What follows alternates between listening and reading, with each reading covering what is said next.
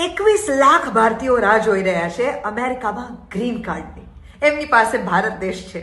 આપણે એને બહુ સરસ રીતે વેલકમ કરીને પાછા પોતાના દેશમાં બોલાવવા માટે તૈયાર છીએ, પણ ના, એને ત્યાં જ જવું છે જ્યાં એમને કોઈને રાખવા નથી. આવું માત્ર ત્યાંના લોકોનું નથી, આવું ભારતીયોને દુનિયાના અનેક દેશોની અંદર અત્યારે જોવા મળી રહ્યું છે. 2024માં ભારતીયોએ 662 કરોડ રૂપિયા ગુમાવ્યા છે એમને વિઝા ના મળ્યા. એમાં એમની ફીસ બધી ડૂબી ગઈ છે.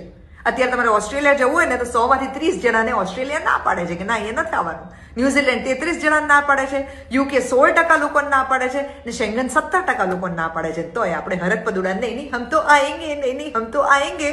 આપણને કોઈએ ના બોલાવ્યા હોય, કોઈ આપણને ઘરે આવવાની ના પાડી હોય, તોય આપણે જીદ કરીને જઈએ, સામેથી પૈસા આપીને જઈએ. આવા કેવા આપણે ભારતીયો છીએ ભાઈ!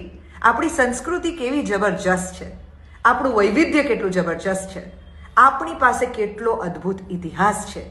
અને આ બધું મૂકીને આપણે ત્યાં જવું છે અને પછી ત્યાં બેસીને આપણા જ ભાઈ બહેનોને, આપણા જ ભારતીયોને સલાહ આપવી છે કે આ દેશ કેવી રીતે ચલાવવો જોઈએ, અહીંયા લોકોએ કેવી રીતે જીવવું જોઈએ. પોતે ટેક્સ બચાવવા માટે ત્યાં ગયા છે અને તમારું ટેક્સનું માળખું કેટલું બધું ખરાબ છે, તમારે ત્યાં તો કેટલું બધું કરપ્શન, તમારે ત્યાં તો કેવી ગંદકી, તમારું ટ્રાફિક તો જુઓ.